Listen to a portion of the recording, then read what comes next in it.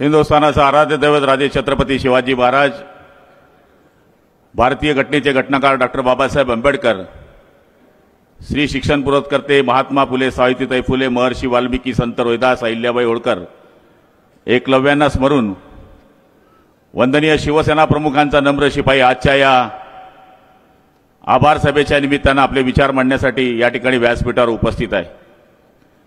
व्यासपीठावर उपस्थित असलेले आपल्या सगळ्यांचे लाडके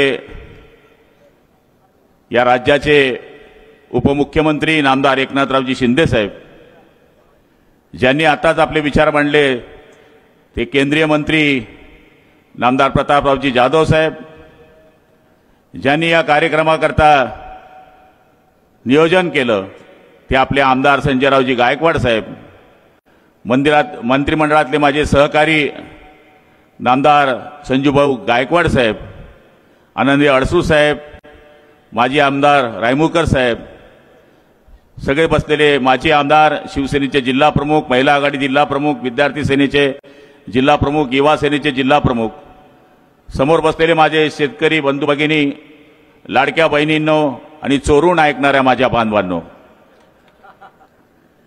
खरं म्हणायला गेलं तर उत्तर महाराष्ट्र असेल किंवा विदर्भ असेल, या दिवसामध्ये उन्हामध्ये सभा घेण्याची कोणी डेअरिंग करत नाही साहेब। कारण की 45, 44, 47, 46, 48 एवढ्या तापमानामध्ये ही सभा आज इथे होते आहे। आणि संजू भाऊंनी जे नियोजन केलेलं आहे त्याच्यामुळे हे लोक इथे बसलेले आहे। म्हणजे एखाद्या लग्नामध्ये स्प्रिंकलर लावावं आणि हवा यावी, त्यामुळे टेम्परेचर मेंटेन करण्याकरता ही जी व्यवस्था केलेली आहे, या व्यवस्थेमुळे आज एवढी मोठी संख्या या सभेला उपस्थित आहे। माझ्या पूर्वी प्रतापराव जाधवांनी सांगितल्याप्रमाणे ही गोष्ट खरी आहे की ज्यावेळेस गुवाहाटीचं कांड झालं आणि गुवाहाटीमध्ये उठाव झाला, त्यावेळेसच्या येणाऱ्या नंतरच्या प्रतिक्रिया ज्या होत्या की जे गुवाहाटीला गेले ते एकही निवडून येणार नाहीत।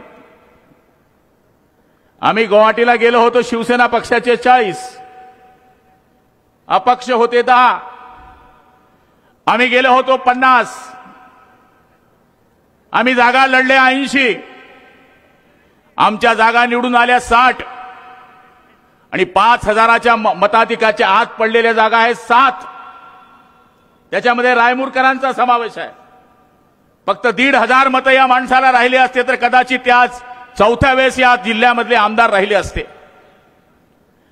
पण ज्या गद्दारांनी गद्दारी केली म्हणून आमच्यावर आरोप केले, हे गद्दार आहेत, त्याचं उत्तर दिलं असेल आमच्या शिंदे साहेबांनी, तर कामाने उत्तर दिलं। माणसाने तर लय प्रेम केलं, पण लाडक्या बहिणींनी जो चमत्कार केला त्या चमत्कारामध्ये हे पूर्णपणे ठार झाले। नवरा राष्ट्रवादीचा, नवरा काँग्रेसचा, बायकोनं सांगितलं, तुनं सांगितलं मी तुलाच मत देईन, पण गेल्यानंतर तिनं बरोबर धनुष्यबाणाला मत दिलं, कमळाला मत दिलं, घड्याळाला मत दिलं। आणि आता साहेब काल परवाकडे गेल्यानंतर या लोकांनी, पत्रकारांनी मला विचारलं की ठाकरे गटाचे लोक म्हणले शिंदे साहेबांवर टीका करतायत की ते तिकडे का गेले। आम्ही परदेशात नाही गेलो थंडी हवा खायला। आमचे एकनाथराव शिंदे हे काय पहिल्या वेळेस काश्मीरमध्ये गेला असं नाही आहे।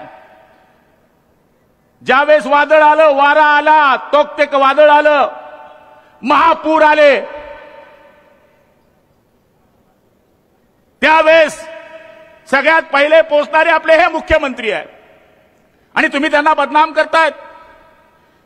अरे लाख बदनाम करो तुम मुझे, लाख बदनाम करने की कोशिश करो तुम, लेकिन हमारे शिंदे साहब को तुम बदनाम न कर सकोगे, क्योंकि उनके चाहने वाले उनका नाम कागज पर नहीं दिल पर रखते हैं। या माणसानं जे साधेपणाचं प्रतीक या राज्यामध्ये घातलंय, मुख्यमंत्री होते तेव्हाही तोच ड्रेस, आमचे तरी कपडे बदलून जातात, कधी आम्ही पिवळा घालतो, कधी काळा घालतो, कधी लाल घालतो, कधी हिरवा घालतो, पण तेच कपडे, तोच चष्मा, तीच दाढी, तेच बूट, तेच वागणं, कधी मुख्यमंत्री आम्हाला वाटले नाही। आजही उपमुख्यमंत्री झाले, आम्हाला कधीच वाटत नाही आमच्यातले शिंदे साहेब आहेत. आणि त्यांनी हे दाखवून दिलं की जिथे कमी आहे तिथे आम्ही. ते संजय राऊत नावाचं भूत बोललं की म्हणले त्यांनी कुठे खिशातून विमानं पाठवली, सरकारनं पाठवली. हो, सरकारनं पाठवली ना, पण शिंदे साहेबांच्या सुपुत्राची टीम हल्ला झाल्यानंतर 12 वाजता काश्मीरमध्ये होती. हे राऊतला माहित नाही, त्याच्या बापालाही माहित नाही आहे. स्वतःच्या खिशातून 3 विमानं करून माझे अटकलेले महाराष्ट्रातले माणसं आणण्याचं काम जर कोणी केलं असेल तर ते आमच्या अनाथाचे नाथ एकनाथराव शिंदे साहेबांनी केलंय.